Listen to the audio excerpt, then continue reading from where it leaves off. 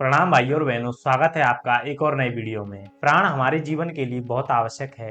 प्राण का अर्थ होता है जीवनी शक्ति, अर्थात ऐसी शक्ति जो हमें चलाती है। प्राण के बिना किसी भी जीव का जीवन संभव नहीं है। प्राण को हम श्वसन क्रिया के द्वारा अपने शरीर के भीतर ले जाते हैं, जो हमारे शरीर की सभी क्रियाओं को नियंत्रित करने का कार्य करता है। आज हम प्राण की एक बहुत महत्वपूर्ण टेक्निक के बारे में जानेंगे, जिसे यौगिक ब्रीथ या यौगिक श्वसन कहा जाता है। सामान्य रूप से जब भी हम श्वास लेते हैं तो हम श्वास के अंदर अपने फेफड़ों और आंशिक रूप से डायफ्राम का प्रयोग करते हैं। डायफ्राम एक मस्कुलर ऑर्गन है जो हमारी पसलियों के नीचे स्थित होता है। उसका प्रयोग किया जाता है। जब भी हम श्वास लेते हैं तो हम आधा लीटर श्वास को बाहर और भीतर ले जाते हैं, लेकिन फेफड़ों की क्षमता 3 से 4 लीटर तक होती है। यौगिक श्वसन द्वारा आप अपने फेफड़ों की मैक्सिमम क्षमता का उपयोग कर सकते हैं। इसके साथ ही आप अपने प्राण को बलिष्ठ एवं मजबूत बना सकते हैं। यदि आप यौगिक श्वसन का अभ्यास नियमित रूप से 1 माह तक करते हैं तो आपको शारीरिक एवं मानसिक रूप से अद्भुत बदलाव देखने को मिलेंगे। यौगिक श्वसन के अंदर 4 क्रियाएं की जाती हैं। पहली है उदर श्वसन, जिसे एब्डोमिनल ब्रीदिंग या फिर डायफ्रेमिक ब्रीदिंग भी कहा जाता है, और दूसरी है वक्ष श्वसन, जिसे थोरेसिक ब्रीदिंग भी कहते हैं। तीसरी है गर्दनी श्वसन, जिसे क्लेविकुलर ब्रीदिंग भी कहते हैं, और चौथी क्रिया के अंदर इन तीनों क्रियाओं को सम्मिलित रूप से किया जाता है, जिसे फुल यौगिक ब्रीदिंग कहा जाता है तथा जिसे यौगिक श्वसन भी कहते हैं। सबसे पहले यौगिक श्वसन के लिए आपको किसी भी आसन में इस प्रकार से बैठना है। आप पद्मासन, सिद्धासन या फिर अन्य किसी ध्यानात्मक आसन में बैठ सकते हैं। सबसे पहले आपको अपने सामान्य श्वसन यानी नेचुरली रूप से जो आपका श्वास चल रहा है उस पर ध्यान देना है। इसके लिए आपको किसी भी ध्यानात्मक आसन में इस प्रकार से बैठना है और अपनी आंखों को बंद करते हुए अपनी श्वासों पर ध्यान केंद्रित करना है।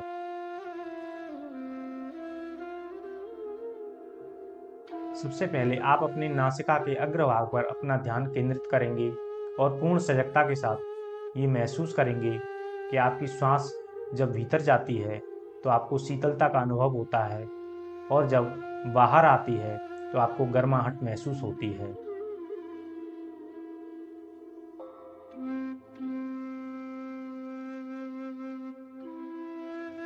इसके बाद अपनी सजगता को गले के ऊपर वाले भाग और नासिका के पीछे वाले भाग पर केंद्रित करेंगे और ये महसूस करेंगे कि आप अपनी श्वास को भीतर और बाहर सहज रूप से ले जा रहे हैं।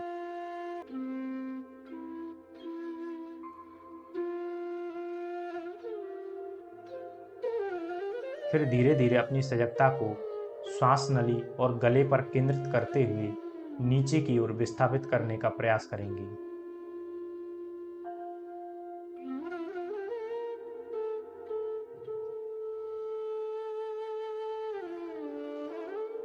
अब अपनी सजगता को धीरे धीरे और नीचे ले जाते हुए अपने फेफड़ों पर केंद्रित करेंगे और ये महसूस करेंगे कि जब भी हम श्वास लेते हैं तो हमारी जो पसलियां हैं वो बाहर की ओर आती हैं और फेफड़े फैलते हैं।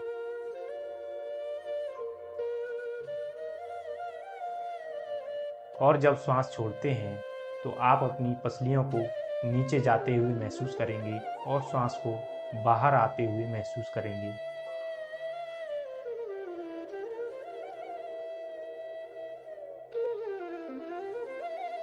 फिर इसके बाद अपनी सजगता को धीरे धीरे डायफ्राम और पेट की ओर ले जाने का प्रयास करेंगे और ये महसूस करेंगे कि जब भी आप सांस लेते हैं तो आपका डायफ्राम नीचे जाता है और पेट बाहर आता है, और जब सांस छोड़ते हैं तो पेट भीतर जाता है और डायफ्राम ऊपर की ओर आता है। इसके बाद अपनी सजगता को नाक से लेकर पेट तक संपूर्ण भाग पर केंद्रित करेंगे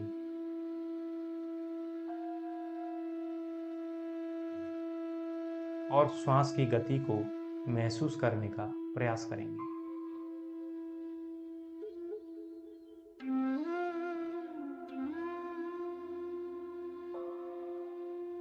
अब हम एब्डोमिनल ब्रीदिंग करेंगे। उदर श्वसन या एब्डोमिनल ब्रीदिंग के अंदर हमारे डायफ्राम और पेट का प्रयोग किया जाता है। इसके द्वारा फेफड़ों का आंशिक रूप से प्रयोग किया जाता है। यहाँ पर मैं एक बात स्पष्ट करना चाहूंगा कि आप जब भी एब्डोमिनल या किसी भी भाग से श्वसन क्रिया करेंगे तो यह आवश्यक नहीं है कि दूसरे भाग पूर्ण रूप से निष्क्रिय हो जाएं। उदाहरण के लिए यदि मैं अपने पेट से श्वसन करूंगा तो इसका ये अर्थ कतई नहीं है कि आप अपने फेफड़ों को पूर्ण रूप से निष्क्रिय कर देंगे। निश्चित रूप से आंशिक रूप से वे भी सक्रिय रहेंगे। उदर श्वसन या एब्डोमिनल ब्रीदिंग के अंदर जब भी आप इनहेल करेंगे अर्थात अपनी श्वास को भीतर ले जाएंगे तो आपका डायफ्राम नीचे जाएगा और पेट बाहर की ओर आएगा, तथा जब भी आप एक्सहेल करेंगे या श्वास को बाहर निकालेंगे तो आपका पेट भीतर की ओर जाएगा और डायफ्राम ऊपर की ओर आएगा। इस प्रकार से इसका अभ्यास किया जाता है। उदर श्वसन के अंदर हमारे फेफड़ों के अंदर जो वायु कूपिकाएं हैं जिन्हें हम एलोवेली कहते हैं उनका विस्तार होता है तथा लीवर, आंत और डायफ्राम के नीचे स्थित जितने भी ऑर्गन हैं उनकी मालिश होती है। अतः उदर श्वसन हमारे लिए बहुत आवश्यक है। आजकल हम पेट से श्वास लेना तो जैसे भूल ही गए हैं, लेकिन हमारे यौगिक ग्रंथों में पेट से श्वास लेना बहुत अच्छा माना जाता है। अर्थात आपको सामान्य श्वसन की जगह पेट से श्वास लेना चाहिए और उदर श्वसन का अभ्यास आप हमेशा सामान्य श्वसन की जगह भी कर सकते हैं। अर्थात आप सामान्य श्वसन की जगह उदर श्वसन का भी अभ्यास कर सकते हैं। अब हम उदर श्वसन का अभ्यास करते हैं और इसके प्रभाव को जानने के लिए हम अपने दाएं हाथ को अपने पेट पर नाभि के ऊपर इस प्रकार से रखेंगे और अपने बाएं हाथ को इस प्रकार से अपने चेस्ट पर रखेंगे, जिससे आपको पूर्ण रूप से पता चलेगा कि आपके किस भाग का श्वसन में उपयोग हो रहा है और किस भाग का आंशिक रूप से प्रयोग हो रहा है। अब इसके लिए आपको अपनी आंखों को बंद करना है और अपनी सामान्य श्वास पर ध्यान केंद्रित करने का प्रयास करना है।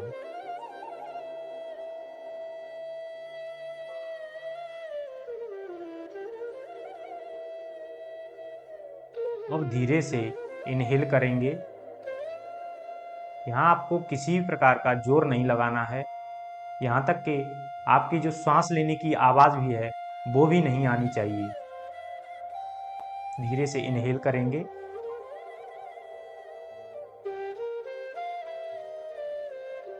अब जब भी इनहेल करेंगे तो आपका जो दायां हाथ है वो पेट के साथ बाहर आएगा और आपका डायफ्राम नीचे की ओर जाएगा। उसके बाद धीरे से एक्सहेल करेंगे।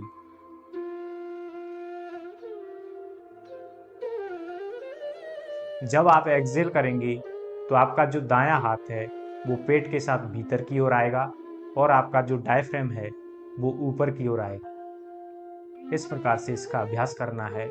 एक बार पुनः धीरे से इनहेल करेंगे।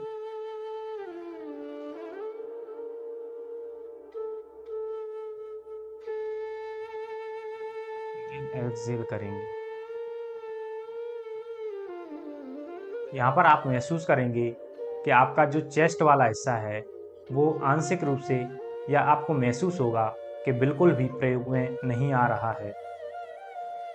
एक बार फिर से इनहेल करेंगे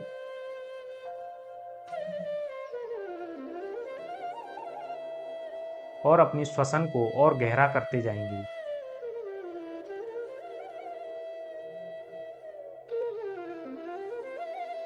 फिर धीरे से एक्सहेल करेंगे।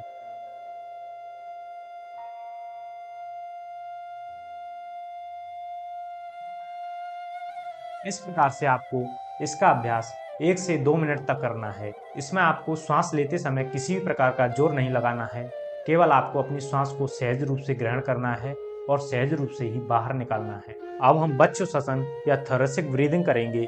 इसके लिए आपको अपने दाएं हाथ को इस प्रकार से अपने चेस्ट पर रखना है और अपने बाएं हाथ को अपने पेट पर इस प्रकार से रखना है। यहाँ पर हाथ रखने का रीजन केवल इतना है कि आप महसूस कर सकें कि आप अपने शरीर के किस हिस्से से श्वसन कर रहे हैं, बस इतना है। इसके अलावा इसका कोई रोल नहीं है। जब आप अपनी बच्चे से श्वसन करेंगे तो सबसे पहले आप अपने चेस्ट को इस प्रकार से फैलाएंगे और उसके बाद इनहेल करेंगे। अब अपनी आंखों को बंद करेंगे और सामान्य श्वसन पर अपना ध्यान केंद्रित करेंगे।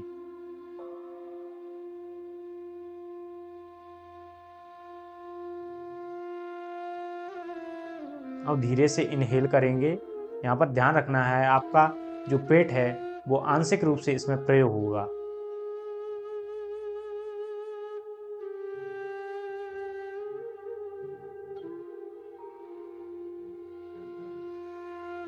जब आप इनहेल करेंगे तो आपकी जो पसलियां हैं वो बाहर की ओर आएंगी और आपके फेफड़े फैलने लगेंगी।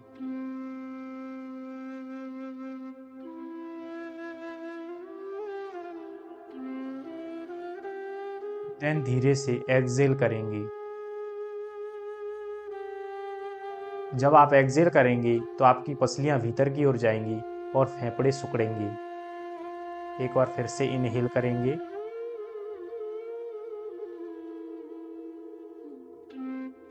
देन एक्सहेल करेंगी।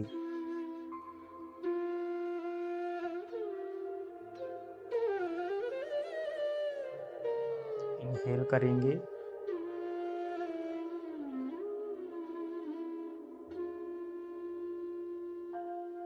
देन एक्सहेल करेंगे।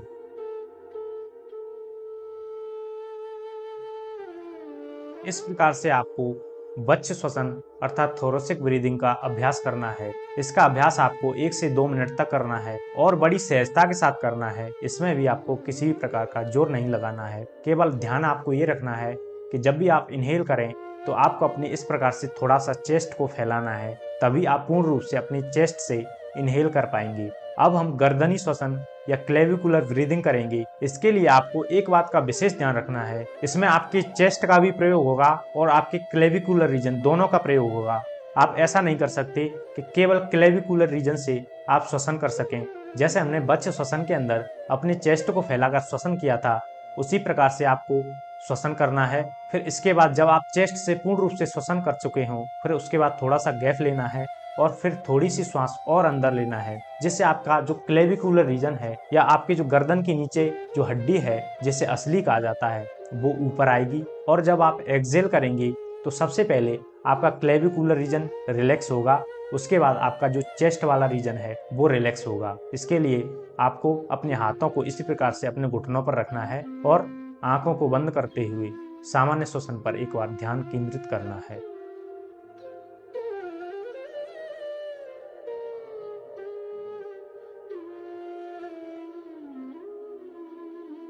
पहले अपनी चेस्ट को फैलाते हुए थोरेसिक ब्रीदिंग करेंगे।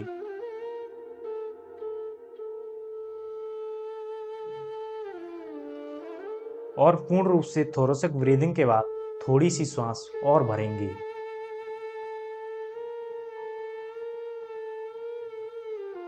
देन एक्सहेल करेंगे।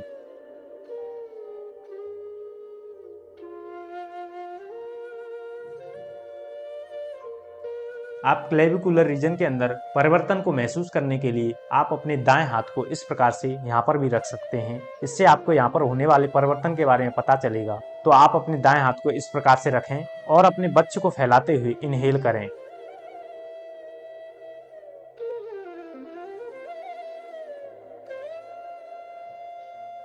देन एक्सहेल करें।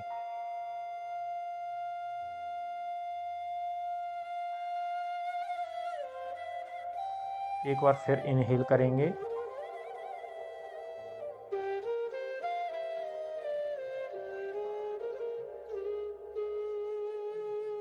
देन एक्सहेल करेंगे।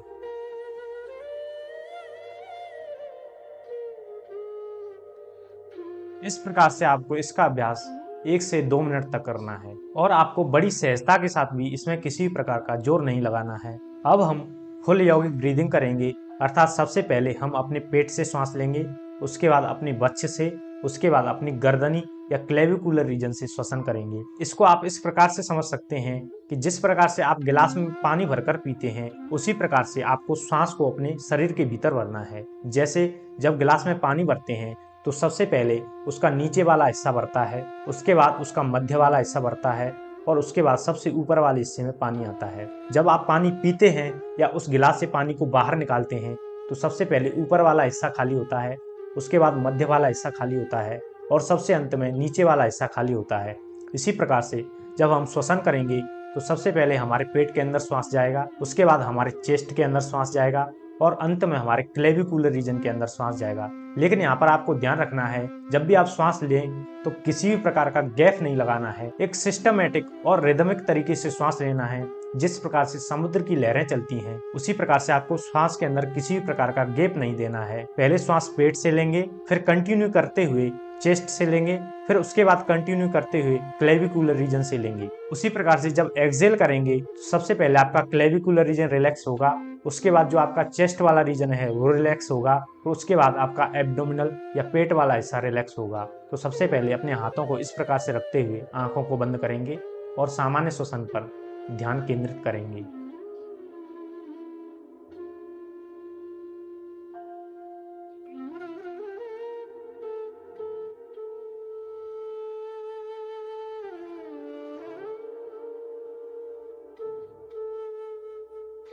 अब धीरे से इनहेल करेंगे।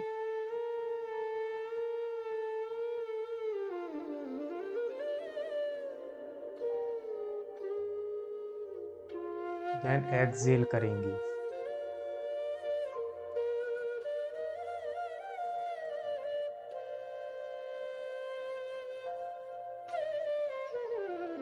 इनहेल करेंगे।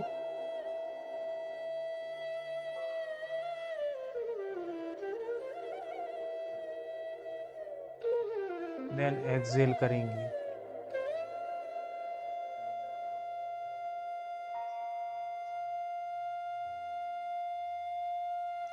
इनहेल करेंगे।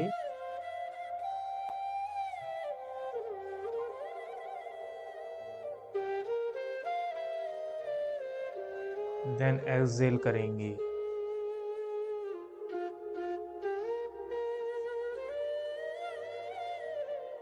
इस प्रकार से आपको यौगिक ब्रीथ का अभ्यास 5 से 10 मिनट तक करना है। यौगिक श्वसन के द्वारा आप अपनी श्वासों पर नियंत्रण कर सकते हैं तथा श्वास लेने का गलत तरीका और ऑक्सीजन की अतिरिक्त आपूर्ति अपने फेफड़ों कर सकते हैं, जिससे आपका प्राण बलिष्ठ एवं मजबूत होता है और निश्चित रूप से आपको आशातीत फल प्राप्त होंगे। तो भाइयों और बहनों, मैं आशा करता हूँ दी हुई जानकारी आपको समझ आई होगी। मिलते हैं किसी अगले वीडियो में, तब तक के लिए धन्यवाद।